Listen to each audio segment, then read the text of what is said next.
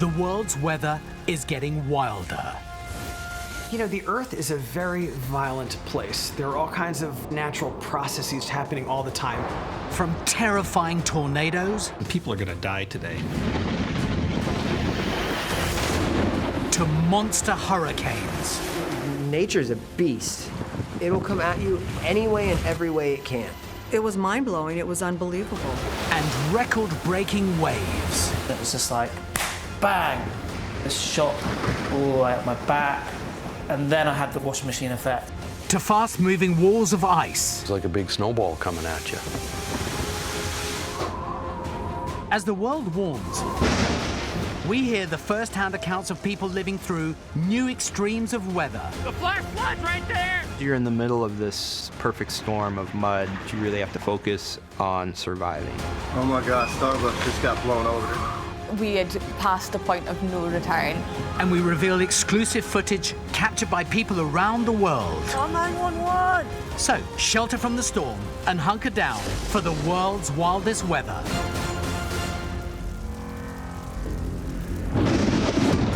Coming up on World's Wildest Weather, the shocking impact of a major hurricane on a Caribbean island. It just grew into this giant Category 5 monstrosity, and it's headed right towards us. A long, hot summer brings tragedy to Portugal. The fire in front of me joined the fire behind me. I couldn't breathe.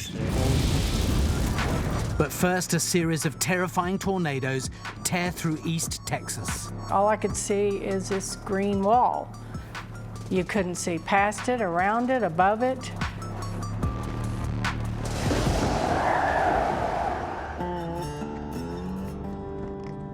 April the 29th, 2017. Storm chaser Hank Shimar is tracking extreme weather across East Texas. He's heading along Highway 19, just south of the city of Canton.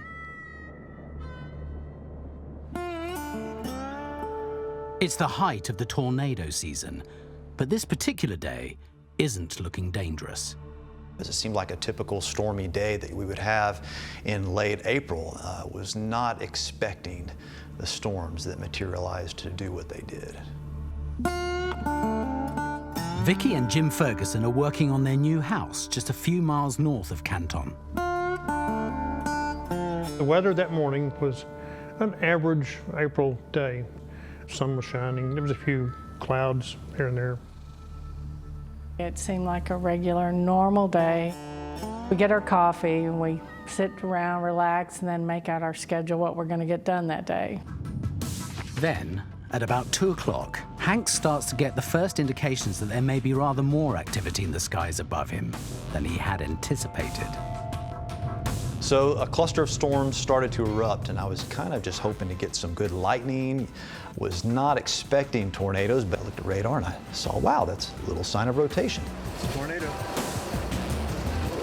I went outside and looked at the sky. It was really boiling. And we're going, okay, that is not a good thing. People in this part of the world have to keep an eye on the sky at this time of year.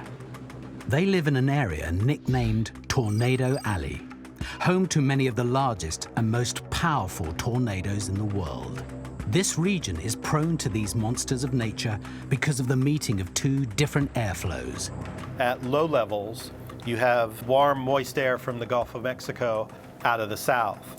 Further aloft, you have drier air from the west intertwining with that rising warm air. And it's that intertwining of these two airstreams that provide the conditions favorable to produce the supercell thunderstorm. These massive rotating storm systems can be up to 10 kilometers deep. But not all generate tornadoes as they move across the Great Plains of America. One of the crucial elements that will distinguish whether a supercell forms a tornado or not is wind shear in the lowest 1 kilometer above the ground. Wind shear is a change in wind speed or direction with height. In this part of America, the warm lower air collides with the cold air higher up and starts to rotate. That rotation is then drawn up into the thunderstorm to create a tornado. When air goes up inside a thunderstorm, it also has to come down as well. And you have the updraft that's rotating around the storm and moving up. You have the downdraft, and that downdraft allows strong rotation to be brought down towards the surface and create that stretching that's needed to bring the funnel towards the ground. And in Texas, Hank watches this play out in real life in the skies above Canton.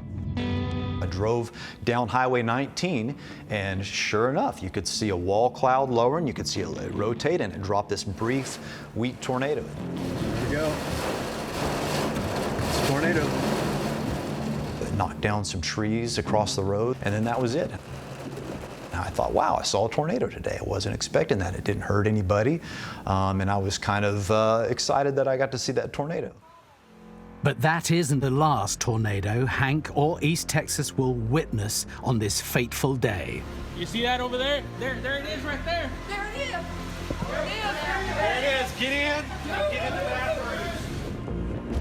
Tornadoes usually track along the path of a pressure boundary, the junction between two different areas of air pressure. These generally travel with the storm system and pass by quickly. But on April the 29th, the storm itself was relatively slow moving. What made this day so special is there was a stationary boundary, and what happens when you have a stationary boundary and the prevailing winds that don't cause it to move is you get a succession of tornadoes following the same path over the same area, like cars on a train track, just one after another, following each other. So after the first tornado decayed, I looked on radar and I noticed that there was another area of rotation. You could see that this was a different tornado. This was a powerful, significant tornado, and it was heading right for Canton, so things were starting to look really grim.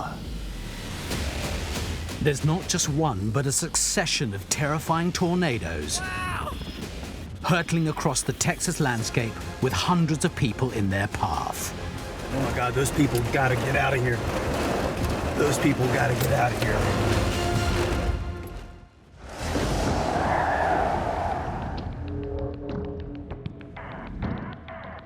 2017 was the most active Atlantic hurricane season in more than a decade, and the costliest on record.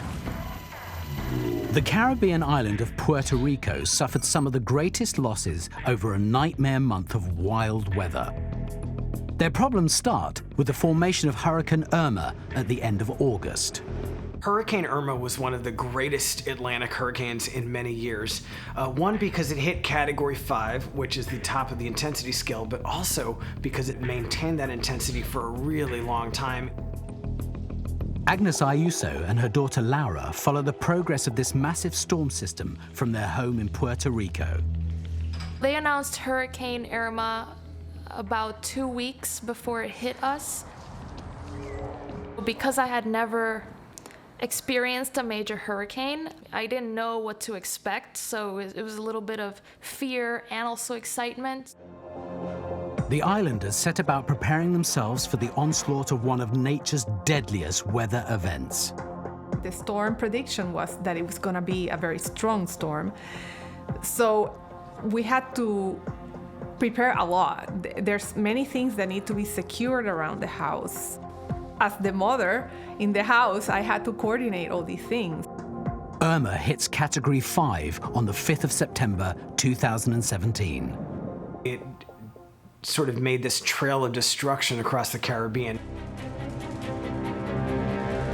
It made a direct hit on several islands, and the results everywhere were tragic.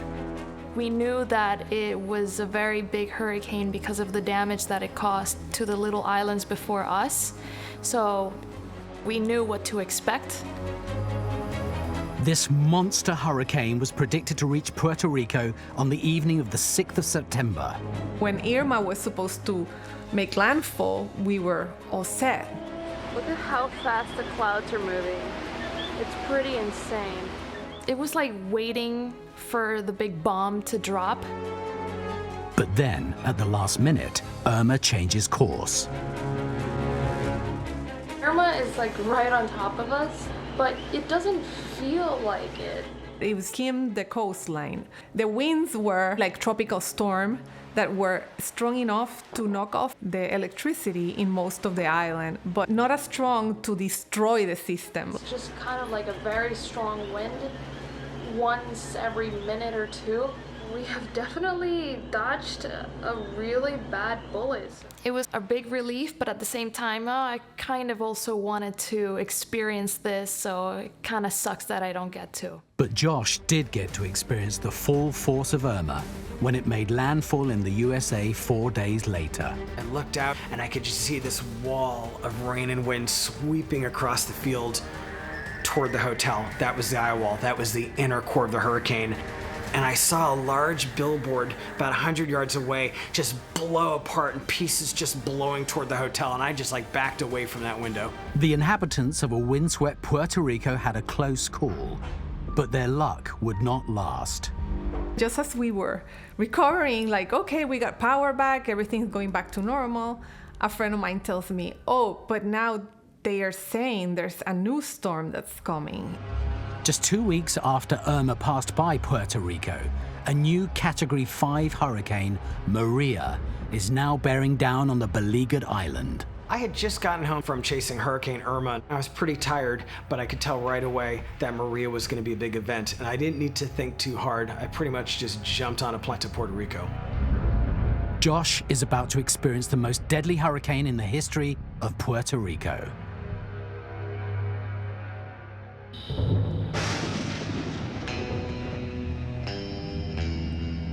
April the 29th, 2017. Storm chaser Hank Shimar is tracking a severe weather system across East Texas. Saw the first tornado, and as this tornado decays, another tornado is forming to the south. This is part of a series of tornadoes training northwards towards the city of Canton and the home of Jim and Vicky Ferguson. There was a report of a funnel cloud, which was probably 16, 17 miles away to the south. Jim came in from watching the news in the building going, something's happening. It's coming fast. The first tornado had been a relatively weak EF0 category event. The tornado Hank is now chasing is an EF4, with wind speeds of up to 200 miles per hour. The second tornado was a significant tornado. It wasn't a weak transient tornado like the first tornado. It meant business. Hank tracks the EF4 towards Canton, but it's a storm chaser's worst nightmare. He has no visibility on the deadly tornado, traveling at speeds of up to 100 miles an hour. I can't see anything. I'm driving down a road with just a wall of trees, and I found one spot where I could see in between some trees. Big Daddy. And I'm right in the tornado's path. Coming right this way. And I filmed it as long as I could, which was an eternal 5 or 6 seconds before running for my life. This monster tornado smashes through the Texas landscape, but the storm system isn't over yet. Hank spots yet another deadly funnel heading into town. Then I look back on radar and it's happening again. Almost the same exact spot. And so I head back down Highway 19 to intercept what would have been my third tornado of the day. This tornado rips one more time through the same battered region of the Lone Star State. So this third tornado, probably close to a mile wide. Big, violent tornado. I thought, oh wow, this is going to be one of the worst tornadoes Texas has ever seen. It's going right for Canton. Oh my God, those people gotta get out of here. Those people gotta get out of here. I actually had a report that the tornado had hit the Dodge dealership on I-20. That's 7.5 miles from us, due south. And I thought, oh my gosh, that's really close. It grows so wide, you know, just the whole sky is a tornado. This thing and just drag the communications tower down to the ground. It looks like a Godzilla film. And this beast is barreling towards Jim and Vicky. The tornado was basically 200 yards away from us. It sounded like 100 locomotives coming at you. You couldn't see anything. The sky was just green. Oh my God! It was too close, it was too loud. The ground was starting to vibrate. Caught myself going, I'm being mesmerized by this, and I could have just stood there. You could almost feel it in your chest. I said, we got to take cover. And we just ran into the building, got underneath the mattress, and it was just a matter of seconds, and it was there. The tornado smashes into their home as the couple shelter in terror under the mattress. I remember going, Jim, the mattress is leaving, and so it gets ripped out of my hands. I counted to 3, and the building was gone. Whatever hit me in the head and knocked me out. I had a hold of Vic's arm with my right arm, and she was being sucked up. And I was trying to hold on to her and thinking, I gotta hold on. So I remember it was a big flash of lightning, opening my eyes, and I knew the building was gone. Jim and Vicky's home has been completely destroyed. Hank has been following the trail of destruction left in the wake of this devastating run of tornadoes and arrives on the scene. I come up the road and start to see debris falling around. There were crumpled cars and 18-wheeler trucks turned over. I jumped up and there was this red crumpled car 50 yards out into a field, and so I ran out in that field to check this one car. It didn't even occur to me to look in the pile of rubble on the ground. It looked like just a trash dump. I didn't even realize that was somebody's home. I opened my eyes and I'm laying there going, okay, what just happened? So then I get up enough nerve to sit up. Nobody was in this car. When I turned around, there was somebody inside this pile of rubble. And then I saw the blood coming down her head, and so I ran up to her, and said, "Are you okay?" And she says, "I'm fine, I'm fine." Remarkably, a second storm chaser arrives and films Hank and Vicky at the scene. Hank puts me on the fold-up chair, and he walks over to check on Jim. I see her husband is lying on just the cement slab that was their home, and you could tell, this big dude, is in a lot of pain.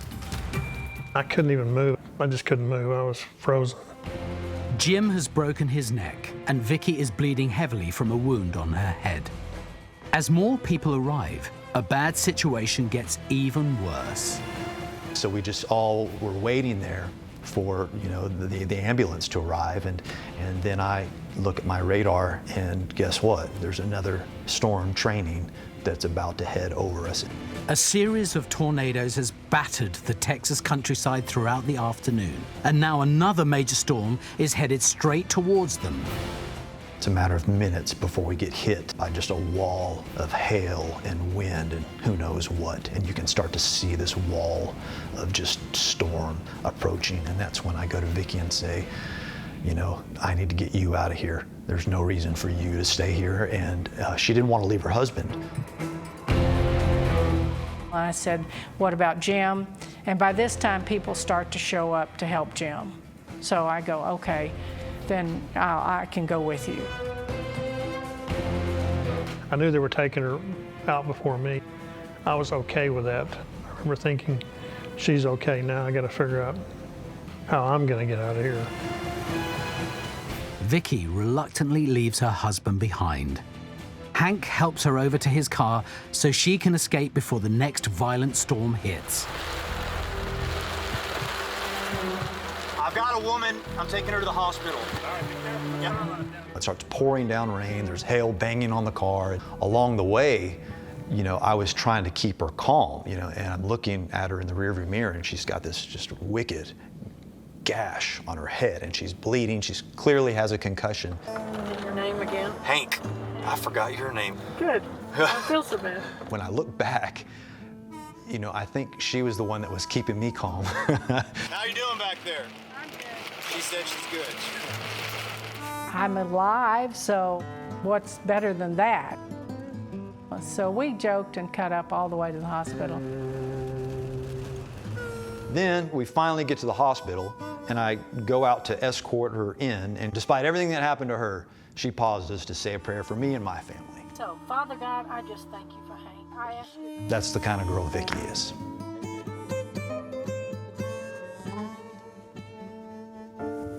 A total of 7 tornadoes hit the area over the course of just 12 hours. 4 people lost their lives. But although injured and their home completely destroyed, the Fergusons were lucky to survive. Vicky suffered a severe cut to her head, while husband Jim eventually made it to a different hospital and is now on his way to a full recovery from a broken neck. Friends and neighbors have rallied round to help with the rebuilding of their home, and the couple are now looking forward to better times. Well, today I can honestly say that we see the future brighter than it was before. We have a new perspective on things. Possible to survive. Yeah. I mean, we shouldn't have, but we did, so that's what we got out of it. Yeah.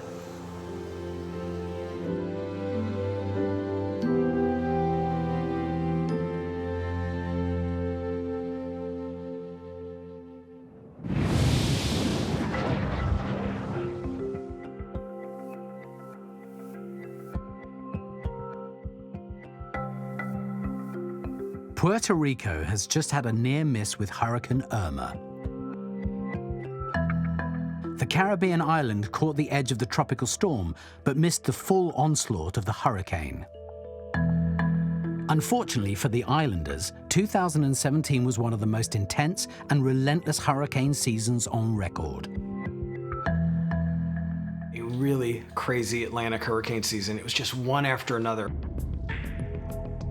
There are many reasons why one year can be particularly active, but scientists believe 2 factors may have played a part in making 2017 such an exceptional year.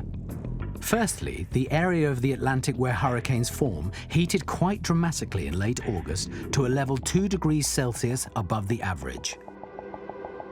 For a hurricane to form, we like very, very warm sea surface temperatures above around 26, 27 degrees Celsius. This year, the tropical seas of the Atlantic and Caribbean were very warm, in excess of 28, 29 degrees Celsius, even up to 30 in some places.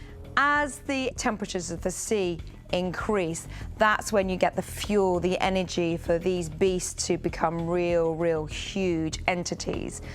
And that happened time and time again during the season of 2017. At the same time, there were relatively low sea temperatures in the Pacific as part of a long-term weather cycle known as La Niña. La Niña is the cooling of the Pacific waters, particularly off the western side of South America. And it does have an effect across the Caribbean, in so much as we lose something called wind shear. Strong wind shear, which is the change in wind direction and speed at different heights, can pull the rotating column of a hurricane apart. So hurricanes need low wind shear to form, and in 2017, La Niña was providing a helping hand with this. By the middle part of the season, the wind shear was weak, and because of that, these huge storm clouds were allowed to develop and explosively rise into the upper atmosphere. In 2017, the combination of these complex weather patterns mean that just 4 days after Irma died down, another Category 5 hurricane, Maria, formed in the Atlantic and set course for Puerto Rico. I thought, okay, this is probably gonna be another Irma. It's gonna be a big hurricane that's gonna affect all the little islands and everybody but us. But with 15 years of storm chasing under his belt, Josh Morgerman has a feeling that things might not work out like that. One of the interesting things about Maria was that the computer models locked on it right away. They knew it was going to be an intense hurricane and they knew the path. By September the 18th, the people on the island are watching in horror as Maria roars towards them. Everybody in Puerto Rico was tracking the news. Every hour of every day, I was checking the status on the storm. As it approached the Caribbean, it suddenly intensified in a way that was very surprising, very rapidly. And by the time it passed over the island of Dominica, it was a Category 5 hurricane and just devastated that island. It just grew overnight into this giant Category 5 monstrosity, and it's headed right towards us. just kept coming until, you know, it was just right through the middle of the island. So we had to prepare for this powerful storm. Puerto Ricans prepare their homes for the onslaught of their second major storm in just 2 weeks. Laura heads out to replenish the family's diminished store cupboard. I have to get some last-minute groceries for whatever outcome we go through. The stores were just starting to open back up because we had just started recovering from Hurricane Irma. When you went out to buy, say, water, all the shelves were cleared out. There was food, but they were very strict with the amount of supplies you could buy because everybody was trying to get hands on them. So I just got the groceries, and they literally just closed everything, and they're like escorting people out of this little parking lot. With Maria just hours from landfall, there is an ominous calm before the storm. It was very warm, very still, very oppressive. The air has almost like a suffocating quality before a hurricane comes. You almost like can't breathe. I was watching the hurricane approaching on radar, and there wasn't a lot of weather outside. I was kind of like, where's the hurricane? It was just like nothing was happening. And then all of a sudden, it just suddenly started up. It was like someone flipped a switch. Just in the last half hour or so, the wind started to get kind of a real tug to it. Rain coming down harder. I think that it's just gonna get much worse from here. Maria makes landfall in Puerto Rico as a Category 4 hurricane with sustained wind speeds of up to 155 miles per hour. The wind was terrifying because it was so forceful, and the noise is horrifying. I feel very shaky right now. I still get nervous when I watch the footage.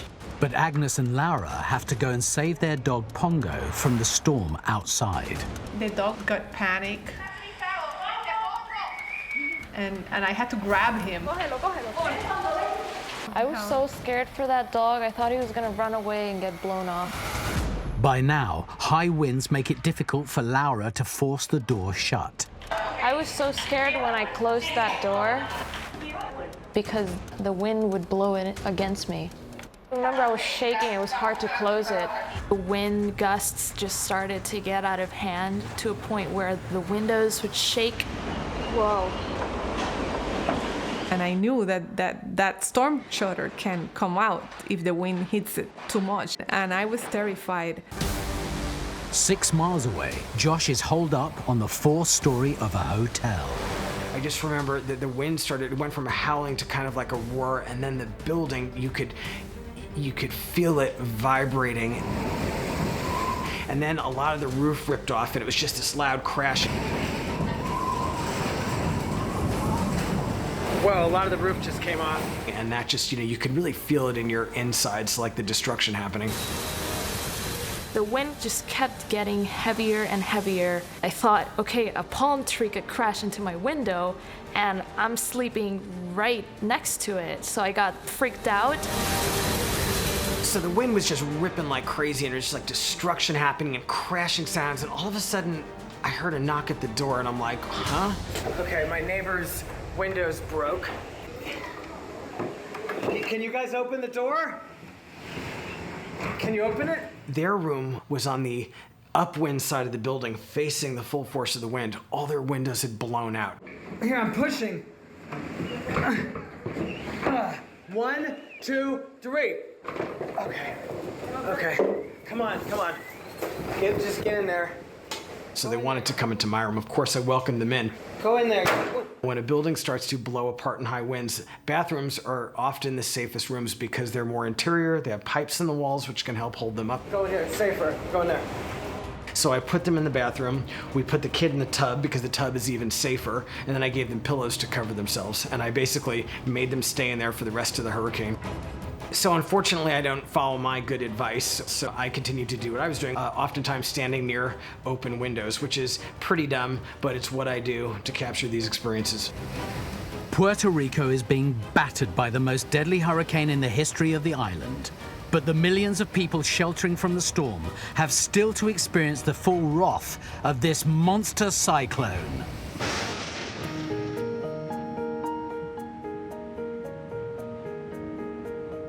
The summer of 2017 was unusually hot across much of Europe. A heat wave nicknamed Lucifer brought temperatures in excess of 40 degrees centigrade to many parts of the continent. Nuno Moreira, head of forecasting at the Portuguese Meteorological Office, monitors the weather with growing concern. Well, it was a very dry and hot summer, so we have a severe drought all over the country. Portugal has the highest level of forest cover in Europe, about a third of the country, or an area of more than 8 million acres. So the Meteorological Office keeps a close eye on hazardous conditions in the woodland areas. Portugal is one of the places in Europe where forest fires are very regular. So forest fire is one of the key topics in terms of risk.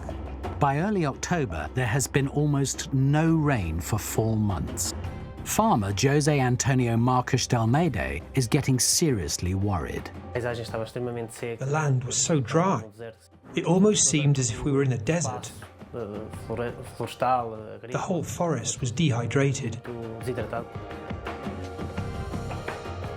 You have a lot of vegetation, very dry and very prone to burn. Paula de Souza, deputy commander of Oliveira de Hospital Fire Department, was on high alert. It had been a really long time since it had rained. We knew what was likely to happen with these conditions. The emergency services have been battling with fires in the parched forests of Portugal for months on end. Then, in mid-October, a new threat emerges. A major tropical storm called Ophelia forms in the mid-Atlantic and moves towards Europe's western seaboard.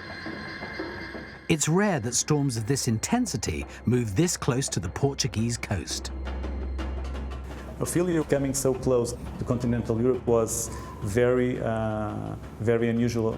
The prevailing winds hitting Portugal in October normally bring cool, moist air from the north. But the low pressure associated with Ophelia dragged warm, dry air across the Iberian Peninsula. When you have intense wind in the summer, it's usually from the north, so the air is more fresh, more moist. In this situation, you had the opposite. You had south winds, and being south, it was very warm and very dry. While Ophelia was close enough to affect the winds in Portugal, it remained far enough away that the rains associated with the storm did not reach the mainland. It rained over the ocean and not over the continent, where it could have been more useful. So the storm brought wind, but not rain. And the regular seasonal fires in Portugal's vast forests continue to burn. We always have had wildfires. But in the past, they were always controlled by the authorities using things like aerial firefighting. We had lost up to half the forest area, but we had never experienced a total loss. But 2017 will be different. On the 15th of October, disaster strikes. Ophelia moves close to the coast and whips up wind gusts of up to 80 kilometers an hour across Portugal's vast area of woodland. It maintained the level of wind speeds very high for a long time. And so the whole day you had persistently high winds. The weather was weird. There was extreme heat and it was suffocating. And the wind was coming from everywhere. Ophelia's winds are fanning the flames of hundreds of fires across Portugal. The ingredients are in place to create one of the greatest natural disasters in the history of the country. And put Jose Antonio and his family in terrible danger.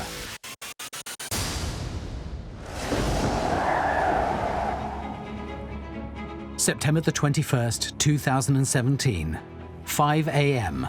Puerto Rico has been hammered by Hurricane Maria for more than 3 hours. The most intense part of the storm has now made landfall. Laura Marrero is sheltering with her mum Agnes in their home in San Juan. Laura went to sleep, and all of a sudden the wind was coming at 150 miles an hour.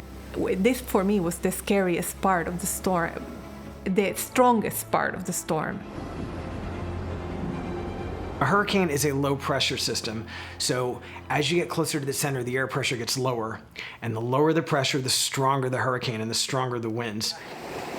Winds are getting quite violent, and the pressure is 938 millibars, and the pressure went like crazy low, and I was like, wow, this is some hurricane. But then the winds begin to fall. Suddenly, it just started dying down, and there was no wind. And everything was very calm, and we were like, oh my God, we're in the eye, it's so nice, there's no wind. The eye of the storm is an area at the center of the rotation of a hurricane, where wind speeds drop as the hurricane moves from one direction of rotation to the other. And maybe like a few minutes pass, then it starts again. So the air pressure was rapidly rising, and that's when it went nuclear.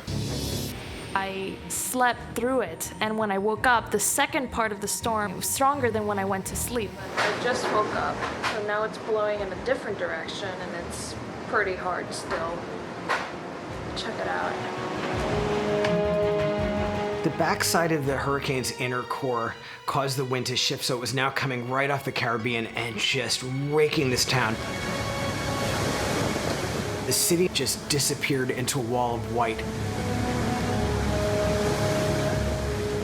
And then it started to hit the windows, and these were these big, heavy sliding glass doors, and they just started rattling like nuts, bending in and out of the frames, and I was like, okay, those things are gonna blow. They're gonna blow. It was one of the scariest things I've ever seen. Maria batters Puerto Rico for more than 6 hours. Finally, the storm dies down. Josh's windows have survived, and his neighbors are able to return to their room. 6 miles away in San Juan, an exhausted Agnes heads off for a much-needed rest. I wasn't feeling safe until the wind started to come down, and that's when I went to sleep. Ironically, Laura, that's when she was at the most danger because she decided to go out. When she went to bed, the rest of us, we were like, oh, let's go outside and check out the damages and see how it looks. I was very shocked to see how my street looked. It was very, like, all the trees were naked and just skinny, and everything looked dead. It was very shocking to see all of that, and definitely not a very safe environment. And there were still gusts. We actually got caught in one of those. It was a little bit scary. And Hurricane Maria still had a vicious kick. I remember my body just felt weightless. Laura has to make a desperate dash for the nearest shelter. I was having trouble walking over here. Mom, I'm sorry. They came back and they said, you were right, we shouldn't have done it. Laura had a lucky escape, but Puerto Rico has not shared her good fortune. The island was devastated. Power lines and power poles just thrown across the highway. The downtown areas of towns, just heaps of wreckage, just large, whole streets and city blocks underwater. This place was smashed up, and I realized, wow, this is gonna take a really, really long time for these scars to heal. More than 1 million people were left without power for months. Damage was estimated at almost $100 billion, and the hurricane is said to have led to the deaths of nearly 3,000 people.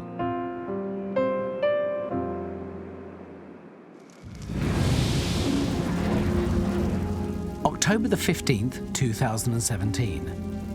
After an unusually hot summer and very little rain for 4 months, Portugal's forests are ablaze. Just off the coast, Tropical Storm Ophelia is driving in powerful and persistent winds to fan the flames. The 15th of October combined many ingredients at the same day. So very high temperatures, very low humidity, very high wind speeds, and no precipitation. The emergency services will tackle 440 different fires on this day.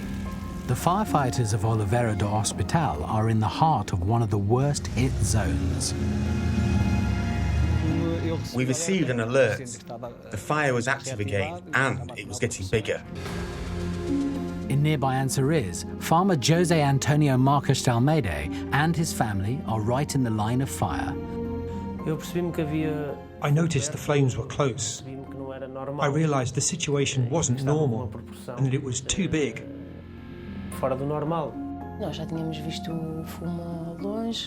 We had already seen a lot of smoke a short distance away, but we couldn't imagine it would become so overwhelming. The intense winds generated by Tropical Storm Ophelia are spreading the fire at a shocking rate. The most significant thing here is that the wind was very high for a long period. The embers travelled so fast because of the wind. At one moment, the flames were here. The following minute, they had reached the opposite hill. I saw how fast the flames were burning the hill opposite. I knew it wouldn't be long before it reached us. It was really fast. I told my wife to run with our daughters to the village. He said, "Take the baby away, grab a backpack and leave." With his family out of harm's way in the village, Jose attempts to save his farm, but is quickly engulfed by smoke. Everything happened very fast. In 2 or 3 minutes, I was surrounded by a sort of typhoon. I just couldn't see. Jose flees his farm on a tractor. I came down the hill towards the village. I was in that position there. I saw that it was not safe to continue, so I came back this way. That was the only route I had to escape. But he is heading into more danger. I came here on the tractor, and all of this area was in flames. I realised that the vehicle wasn't fast enough to keep ahead of the fire.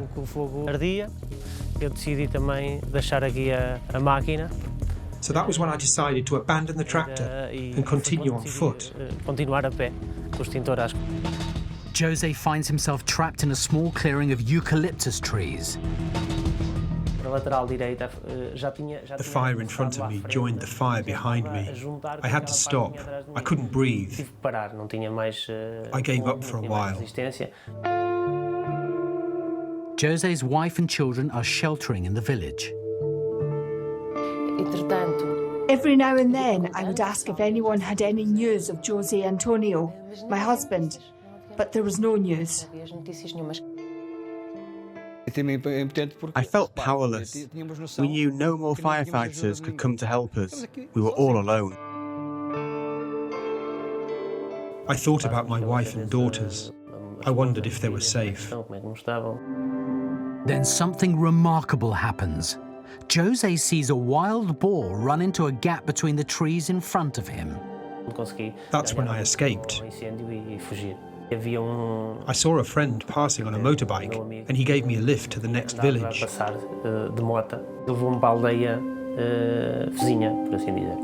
We heard steps coming from outside. It was my husband. He was so happy to see us. He thought we were dead. Meeting them again was a very happy moment. The thing I have really learned from that day is, if I can, I will not leave my daughters and my wife. The following day, October the 16th, rain finally fell on Portugal after a drought which had lasted nearly 4 months. The fires which hadn't already burned themselves out were quickly damped down.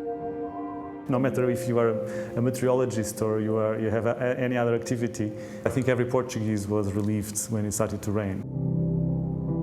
The October 15th event was just one of a series of forest fires which blazed through Portugal in 2017. Over the course of the year, over 1 million acres of woodland were burnt to the ground, the highest total in the country's history. Over 100 people died, and many hundreds more were injured as a result of the fires.